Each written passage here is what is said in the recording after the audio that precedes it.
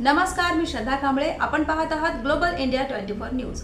Global India 24 न्यूजमध्ये आपल्या सर्वांचं खूप खूप स्वागत. पाहूयात आजच्या ठळक घडामोडी फक्त ग्लोबल इंडिया 24 न्यूज आपल्या चॅनलमध्ये. काय सांगाल तुम्ही त्या मृत्यूनंतर वैद्यकीय अधिकाऱ्यांची भेट घेतली, काय मागणी केली?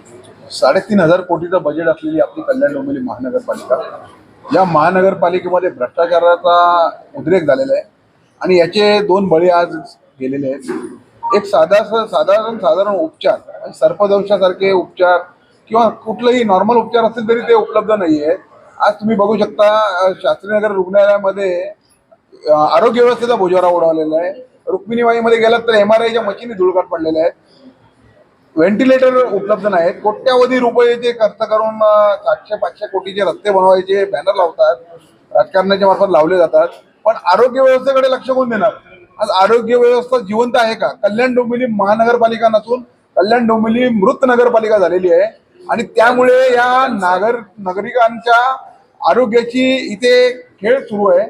कोणालाही घेणं देणं पडलेलं आहे. राजकारणी मोठमोठे इव्हेंट करताय. माझी त्यांना विनंती आपल्या माध्यमातून आहे की एवढा पैसा जो आपण उधळताय त्याच्यात थोडासा पैसा जरी आरोग्यासाठी दिला तर या सर्वसामान्यांचं जीवन आहे हे सुकर होईल आणि सोयीस्कर होईल. या आरोग्य व्यवस्थेवरती जर आता महापालिकेने लवकरात लवकर या दोषींवरती कारवाई नाही केली आणि चांगली आरोग्य व्यवस्था आम्हाला जर दिली नाही, व्हेंटिलेटर उपलब्ध केले नाही, MRI मशीन उपलब्ध केलं नाही, तर आम्ही या दोन्ही रुग्णालयाला टाळं ठोकू, महानगरपालिकेला टाळं ठोकू. ही आपल्या मार्फत आम्ही त्यांना एक चेतावणी देतोय. धन्यवाद. अजिबात तुम्ही वैद्यकीय अधिकाऱ्यांची भेट घेतली आहे, काय मागणी केली आणि वैद्यकीय अधिकाऱ्यांनी काय आश्वासन दिलं? वैद्यकीय अधिकाऱ्यांनी आश्वासन हे दिलं की ह्या सदोष मनुष्यवधाला जे कोण दोषी असतील, या 2 मुलींच्या मृत्यूला जे कोण दोषी असतील त्यांच्यावरती योग्य ती कारवाई करण्यात येईल. आणि जर समजा त्यांनी आता लेखी आश्वासन दिलेलं आहे त्यांनी आता आम्हाला, आणि तसं आम्ही ठिय्या आंदोलन करत बसलेलंच होतो तिथे. एक साप चावल्यानंतर जी वॅक्सिन असते ती वॅक्सिन यांच्याकडे उपलब्ध नव्हती, म्हणून आमच्या 2 मुली गेलेल्या, एक 4 वर्षाची आणि एक 24 वर्षाच्या मुलीचं पुढच्या महिन्यात लग्न होतं. काय आमच्यावरती बितली असेल ते आम्हाला माहिती आहे.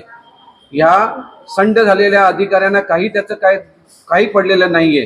3,400 करोडचं कल्याण डोंबिवली महानगरपालिकेचं वार्षिक बजेट आहे. त्यातला 2 करोड तरी आरोग्यावरती खर्च करा, 10% तरी त्याच्यावरती खर्च करा. आणि कशाला तुम्ही टॅक्स घेताय? आणि जर या अधिकाऱ्यांवरती कारवाई झाली नाही तर आम्ही उग्र आंदोलन करू आणि त्या शास्त्रीनगर रुग्णालय त्याला लॉक करून टाकू. बस. एक आपल्या इथे एक छोटी मुलगी ॲडमिट झाली होती, पण ती नंतर तिला दुसऱ्या कळव्याच्या हॉस्पिटल पाठवलं आणि ती त्याच्यामध्ये निधन झालं. मग ॲक्च्युली काय परिस्थिती काय आहे? माझ्याकडे 28 तारखेला सकाळी 5:30 वाजता प्रणवी भोईर नावाची मुलगी 4 वर्षाची आली ती कॅज्युअल्टी. तेव्हा ती पूर्णपणे अस्तव्यस्त होती व तिच्या डोळ्यावरती झापड वगैरे येऊन तिला उलट्या वगैरे होत होत्या. तर ती अस्तव्यस्त असल्यामुळे माझ्या पूर्ण डॉक्टर्सनी, ऑन ड्युटी डॉक्टर्सनी आणि सिस्टर्सनी तिला त्वरित फुल ट्रीटमेंट करून व तिला पूर्ण 10 सर्पदंशाचे औषधं देऊन व उरलेले TT आणि अत्यावश्यक औषधं देऊन पुढे मॉनिटर करून त्वरित तिला ॲम्ब्युलन्स करून पुढे ठाणा सिव्हिलला आम्ही पाठवलेले आहेत. नाही, पण सर्वच हॉस्पिटलचे म्हणजे सर्व इथे येणाऱ्या लोकांना आपण कळव्याला पाठवतो, म्हणजे आपल्या हॉस्पिटलमध्ये काही कमतरता काय आहे? असं नाही, कमतरता नाही आहे. फक्त कसं असतं की सर्पदोष झाल्यानंतर आमची सगळी कंप्लीट ट्रीटमेंट म्हणजे आम्ही सर्पदोषाचे औषध वगैरे दिल्यानंतर त्या पेशंटला पूर्ण अस्तव्यस्त असल्यामुळे पुढच्या उपचारासाठी म्हणजे ज्याच्यासाठी त्याला ICU आणि व्हेंटिलेटर बेसिकली लागू शकते आणि त्या गोष्टींसाठी त्यांना रिफर करण्यात येते. ते मुख्य कारण आहे. आणि काही वेळा जाताना आपल्याकडे ॲम्ब्युलन्स वगैरे पण मिळत नाही, याच्यामागचं काय कारण? म्हणजे नाही, माझ्याकडे त्या दिवशी ॲम्ब्युलन्स होती व आमच्याच ॲम्ब्युलन्सने आम्ही पेशंटला ट्रान्सफर केलेले आहे. मॅडम काय सांगणार?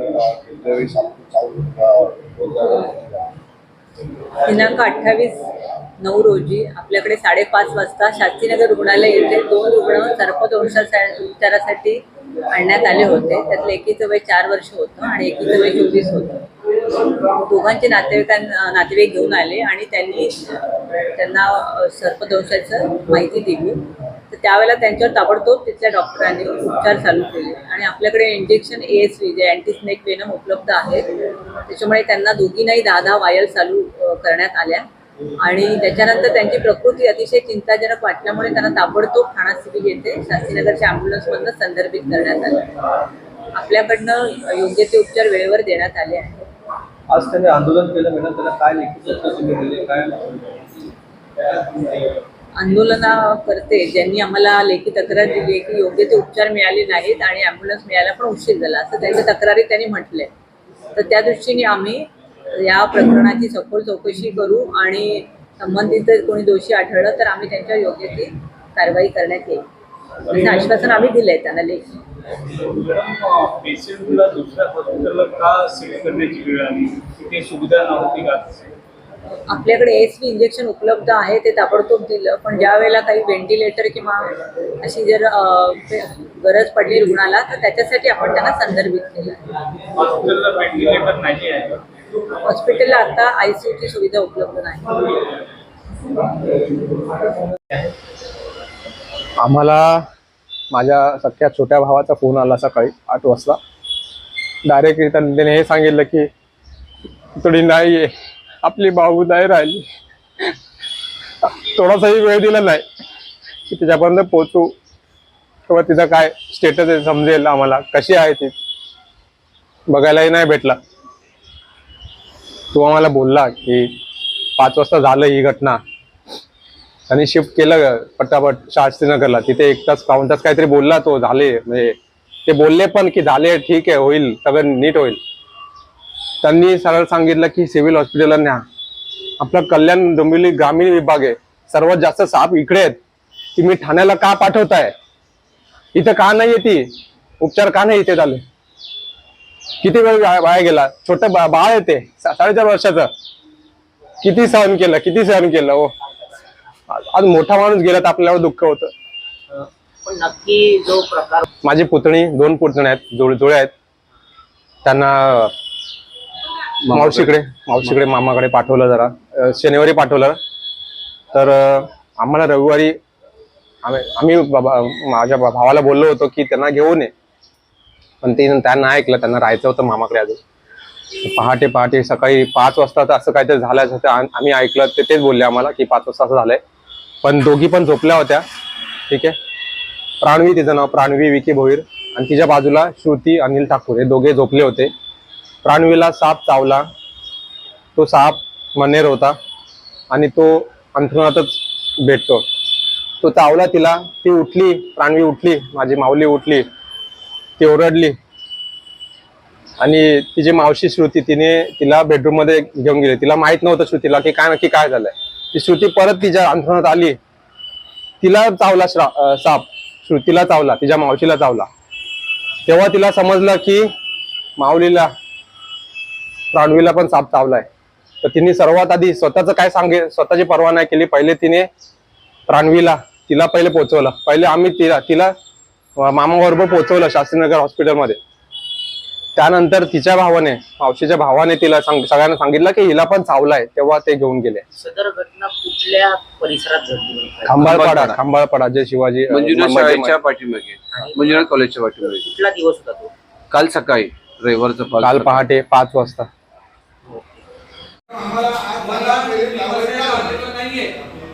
नाहीतर तुम्ही कायदेशीर आमच्यावर काय बोलेल असं आम्हाला तुमची वाद नाही घालायचा आहे. तुम्ही काम करा, एक मिनिट तुम्ही काम करा, गाडीत बसताना आमच्या घरातली अवस्था बघा काय झाली. तुमच्या या गलतान कारभारामुळे आमचे 2 जीव गेलेले. एक तास तिथे शास्त्रीनगरला बसवलं त्यांना, तिकडे का पाठवलं, कळवायला का पाठवलं, आपल्याकडे व्यवस्था नाहीये. 3,400 बघा काय, आम्ही सर्व टॅक्स भरतोय कल्याण डोंबिवली महानगरपालिकेला. दरोडेखोर महानगरपालिका उगाच बोलत नाही आम्ही त्यांना.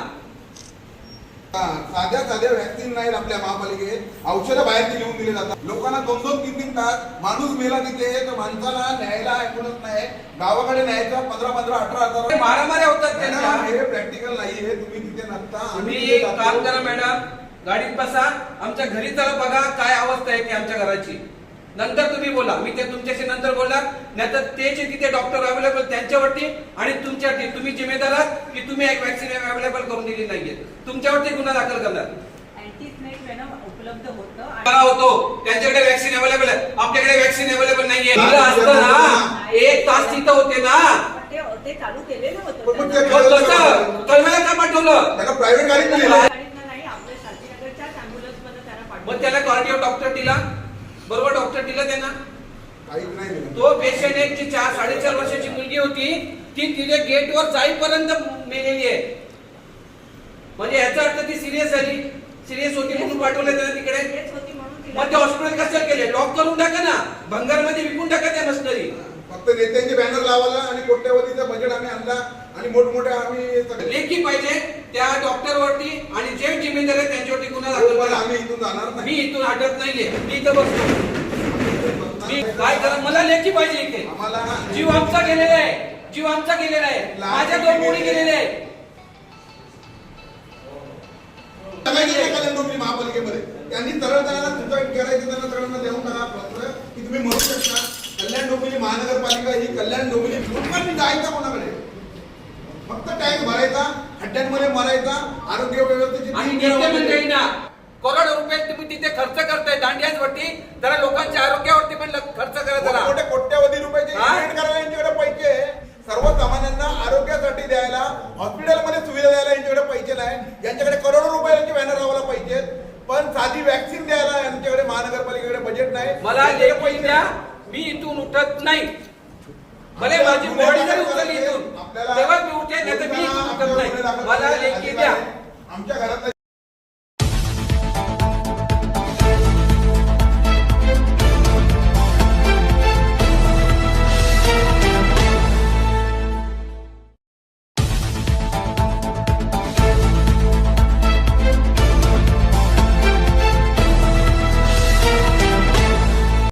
तर या होत्या आजच्या ठळक घडामोडी. ग्लोबल इंडिया 24 न्यूज या चॅनलला लाईक करा, शेअर करा, कमेंट करा आणि सबस्क्राईब करा. मी श्रद्धा कांबळे. पुन्हा भेटूया पुढच्या बातमीपत्रात.